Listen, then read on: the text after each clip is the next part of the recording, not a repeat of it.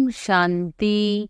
17 अगस्त 2024 के ईश्वरीय महावाक्य। पहले एक नज़र मुरली के मुख्य पॉइंट पर।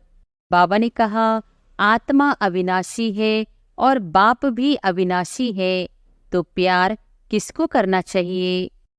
वास्तव में अविनाशी का अविनाशी के साथ प्यार होना चाहिए।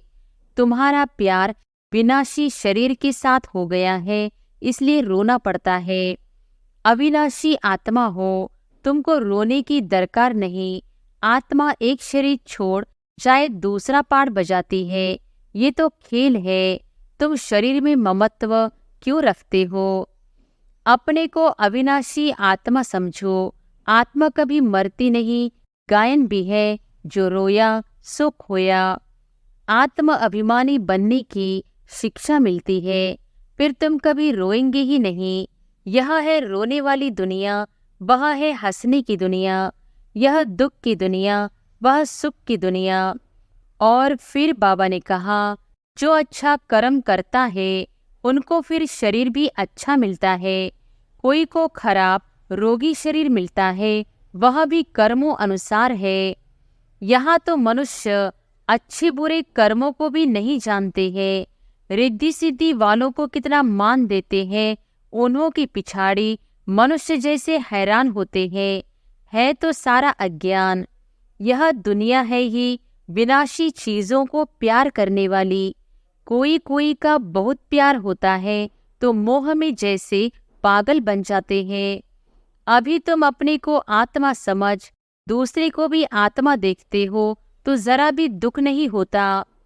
बाबा हमको अविनाशी ज्ञान खजाना देते हैं। भगवान पढ़ाते हैं तो जरूर भगवान भगवती ही बनाएंगे। और फिर लास्ट में बाबा ने कहा, जब हम देह अभिमानी हो जाते हैं तो हमारी बुद्धि कितनी डिग्रेड हो जाती है, जैसे जानवर बुद्धि बन जाते हैं। राइटियस और अनराइटियस दुनिया में देखो फर्क कितना है। कलयुग की हालत देखो क्या है। मैं स्वर्ग स्थापन कर रहा हूँ तो माया भी अपना स्वर्ग दिखाती है। आर्टिफिशियल धन कितना है, समझते हैं हम यहाँ ही स्वर्ग में बैठे हैं। स्वर्ग में थोड़े ही इतने ऊंचे 100 मंजिल के मकान आदि होते हैं। कैसे कैसे मकान सजाते हैं। वहाँ तो डबल स्टोरी के भी मकान नहीं होते। मनुष्य ही बहुत थोड़े होते हैं। मैं बीज रूप ज्ञान का सागर हूँ। तुमको कुछ भी करने नहीं देता, पाँव भी पड़ने नहीं देता। पाँव किसका पड़ेंगे? शिव बाबा के तो पाँव है नहीं। थर्ड क्लास बनते हैं तो चीज़ें भी थर्ड क्लास बन जाती है। सतयुग है फर्स्ट क्लास, तो सब चीज़ें फर्स्ट क्लास मिलती है। अभी तुम सदा काल के लिए हर्षित बनते हो। इसको कहा जाता है ईश्वर की अविनाशी लॉटरी। और अब सुनते हैं महावाक्यों को विस्तार से। मुरली का सार। मीठे बच्चे, विनाशी शरीरों से प्यार न करके अविनाशी बाप से प्यार करो तो रोने से छूट जाएंगे। प्रश्न है, अनराइटियस प्यार क्या है और उसका परिणाम क्या होता है? उत्तर है, विनाशी शरीरों में मोह रखना अनराइटियस प्यार है। जो विनाशी चीजों में मोह रखते हैं वह रोते हैं। देह अभिमान के कारण रोना आता है। सतयुग में सब आत्म अभिमानी है, इसलिए रोने की बात ही नहीं रहती। जो रोते हैं वह खोते हैं। अविनाशी बाप के अविनाशी बच्चों को अब शिक्षा मिलती है, देही अभिमानी बनो तो रोने से छूट जाएंगे। ओम शांति। यह तो बच्चे ही जानते हैं कि आत्मा अविनाशी है और बाप भी अविनाशी है, तो प्यार किसको करना चाहिए?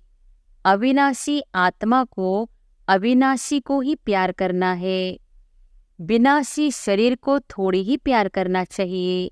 सारी दुनिया विनाशी है, हर एक चीज विनाशी है। यह शरीर विनाशी है, आत्मा अविनाशी है। आत्मा का प्यार अविनाशी होता है। आत्मा कभी मरती नहीं। उसको कहा जाता है राइटियस। बाप कहते हैं तुम अनराइटियस बन गए हो। वास्तव में अविनाशी का अविनाशी के साथ प्यार होना चाहिए। तुम्हारा प्यार विनाशी शरीर के साथ हो गया है, इसलिए रोना पड़ता है। अविनाशी के साथ प्यार नहीं, विनाशी के साथ प्यार होने से रोना पड़ता है। अभी तुम अपने को अविनाशी आत्मा समझते हो तो रोने की बात नहीं, क्योंकि आत्म अभिमानी है। तो बाप अब तुम बच्चों को आत्म अभिमानी बनाते हैं। देह अभिमानी होने से रोना होता है। विनाशी शरीर पिछाड़ी रोते हैं। समझते भी है आत्मा मरती नहीं है। बाप कहते हैं अपने को आत्मा समझो।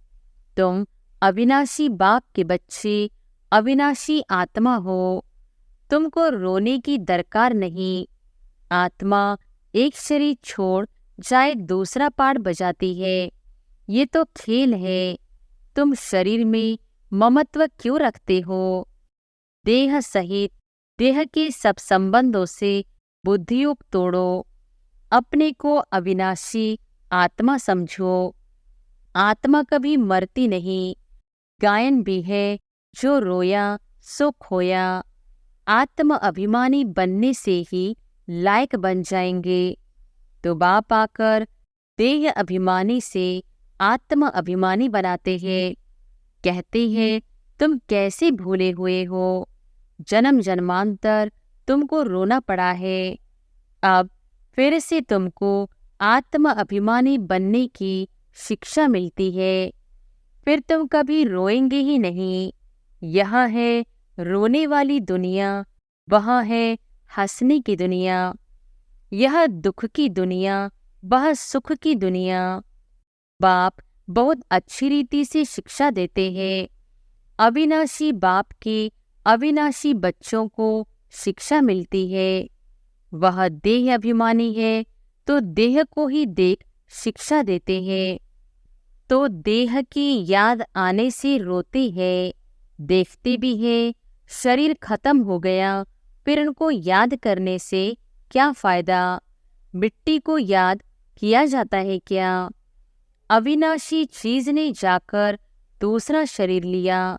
यह तो बच्चे जानते हैं। जो अच्छा कर्म करता है उनको फिर शरीर भी अच्छा मिलता है। कोई को खराब रोगी शरीर मिलता है, वह भी कर्मों अनुसार है। ऐसा नहीं कि अच्छा कर्म किया है तो ऊपर चले जाएंगे।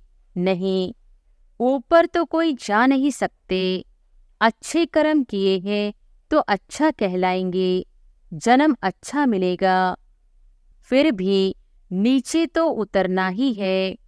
तुम जानते हो कि हम चढ़ते कैसे हैं।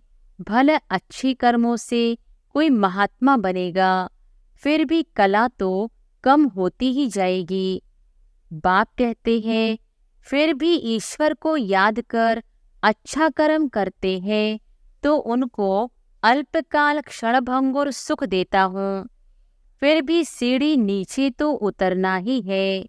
नाम करके अच्छा हो। यहाँ तो मनुष्य अच्छे बुरे कर्मों को भी नहीं जानते हैं।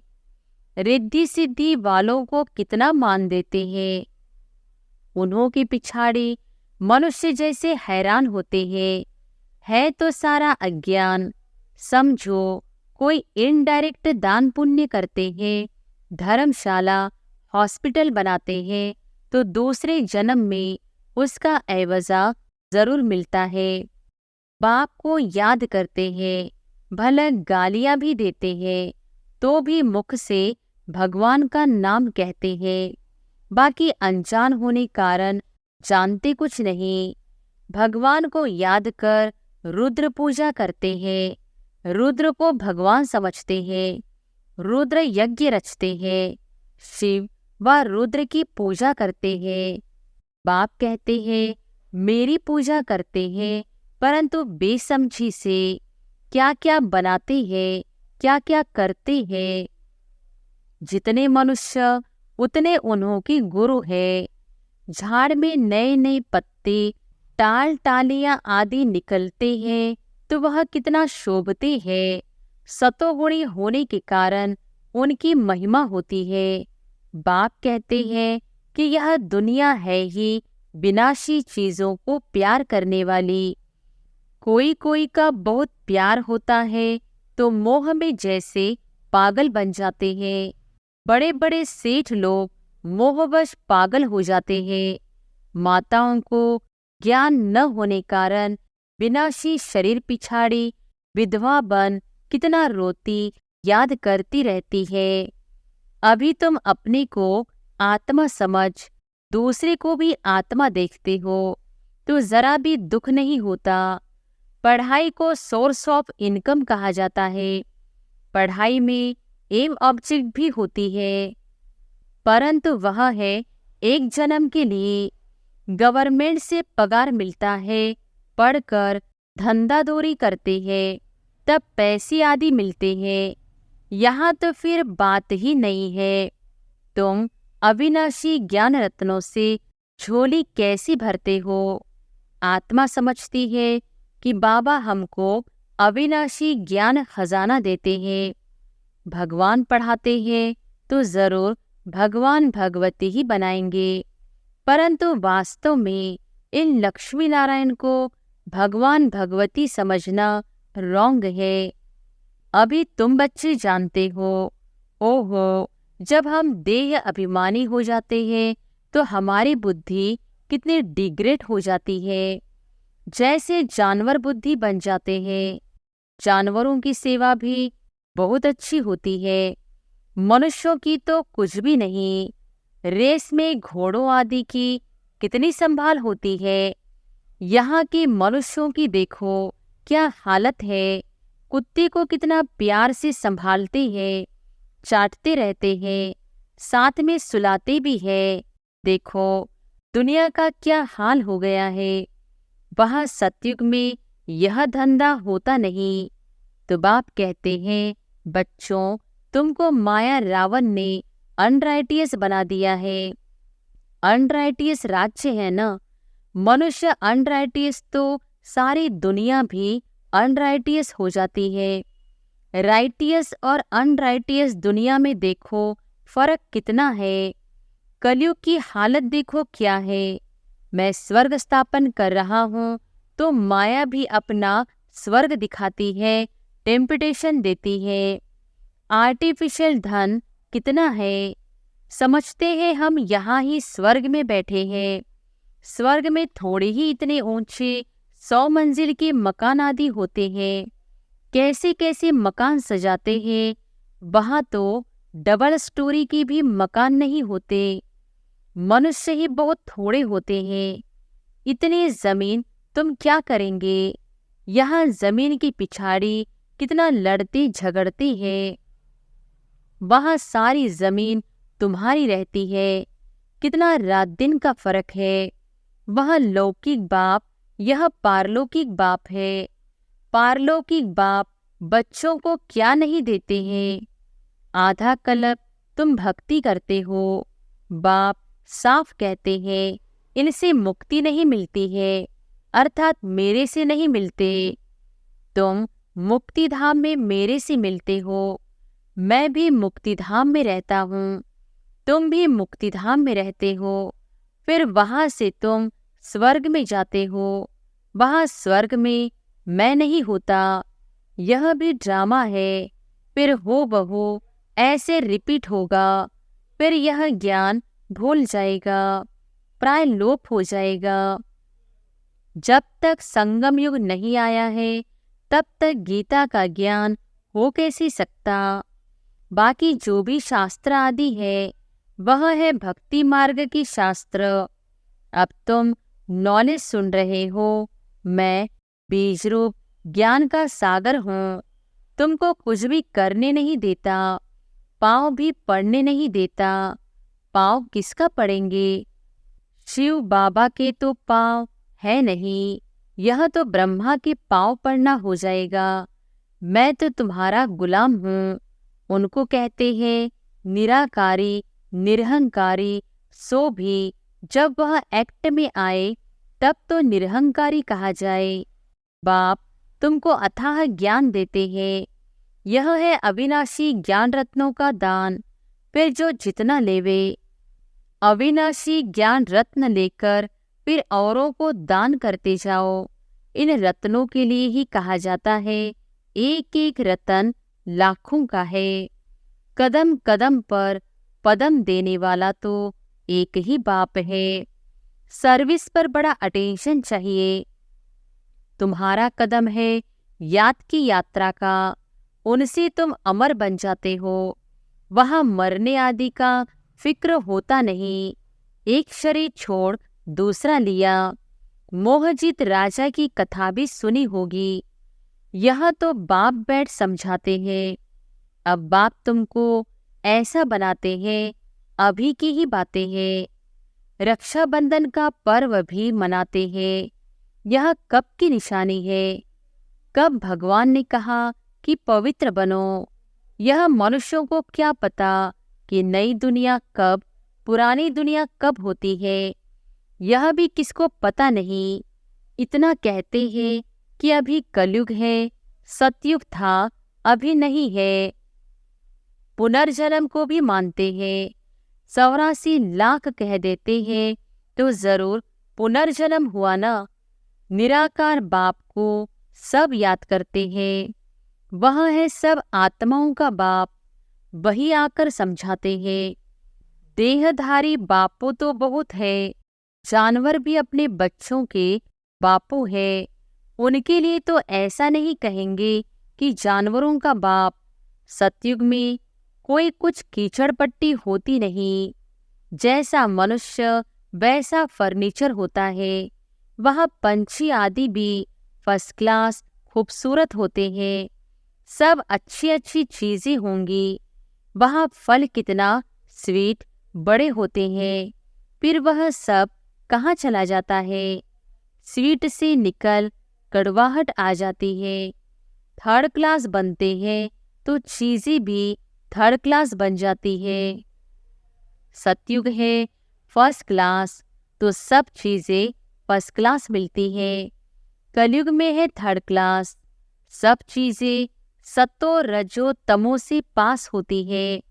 यहाँ तो कोई मजा नहीं है। आत्मा भी तमो प्रधान तो शरीर भी तमो प्रधान है। अभी तुम बच्चों को ज्ञान है, कहाँ वहाँ कहाँ यहाँ, रात दिन का फर्क है। बाप तुमको कितना ऊंच बनाते हैं। जितना याद करेंगे हेल्थ वेल्थ दोनों मिल जाएंगी। बाकी क्या चाहिए? दोनों चीजों से एक नहीं होगी तो हैप्पीनेस नहीं होगी। समझो, हेल्थ है वेल्थ नहीं तो क्या काम के? गाते भी हैं, पैसा है तो लाड़का ना घूम कराओ। बच्चे समझते हैं भारत सोने की चिड़िया था, अभी सोना कहाँ? सोना चांदी तांबा गया, अभी तो कागज ही कागज है। कागज पानी में बह जाए तो पैसे कहाँ से मिले? सोना तो बहुत भारी होता है, वह वहाँ ही पड़ा रहता है। आग भी सोने को जला न सके।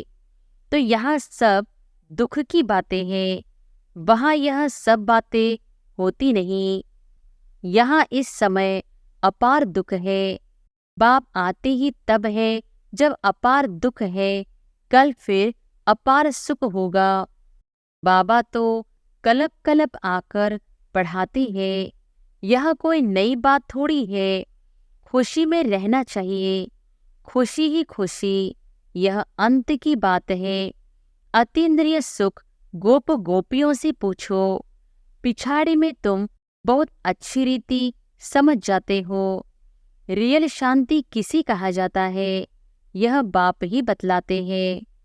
तुम बाप से शांति का वर्षा लेते हो, उनको सब याद करते हैं। बाप शांति का सागर है। बाप समझाते हैं मेरे पास आ कौन सकते हैं।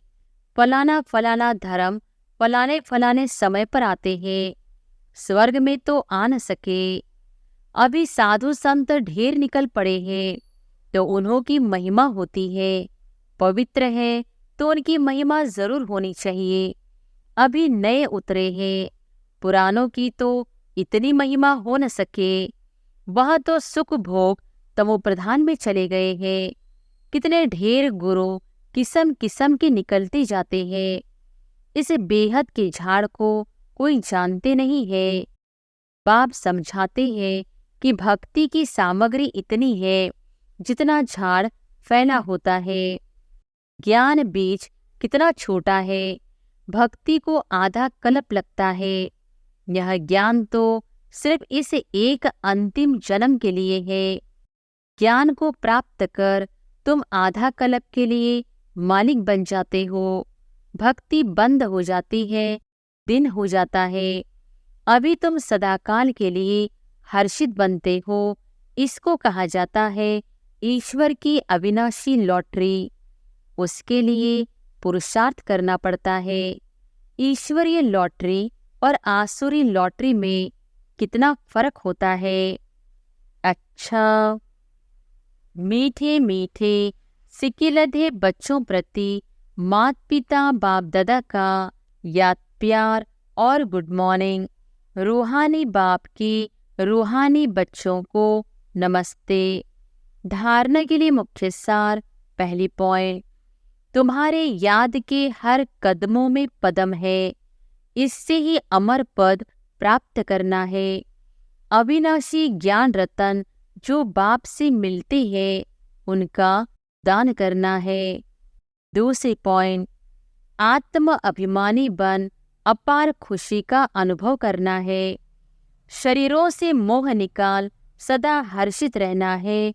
मोह जीत बनना है। वरदान है, हर घड़ी को अंतिम घड़ी समझ सदा रूहानी मौज में रहने वाली विशेष आत्मा भव। हर घड़ी को अंतिम घड़ी समझ सदा रूहानी मौज में रहने वाली विशेष आत्मा भव। संगम युग रूहानी मौजों में रहने का युग है। इसलिए हर घड़ी रूहानी मौज का अनुभव करते रहो। कभी किसी भी परिस्थिति या परीक्षा में मूंझना नहीं, क्योंकि यह समय अकाले मृत्यु का है। थोड़ा समय भी अगर मौज के बजाय मूंझ गए और उसी समय अंतिम घड़ी आ जाए तो अंतमति सुगति क्या होगी। इसलिए एवर रेडी का पाठ पढ़ाया जाता है। एक सेकंड भी धोखा देने वाला हो सकता है। इसलिए स्वयं को विशेष आत्मा समझकर हर संकल्प, बोल और कर्म करो और सदा रूहानी मौज में रहो। स्लोगन है, अचल बनना है तो व्यर्थ और अशुभ को समाप्त करो। अच्छा, ओम शांति।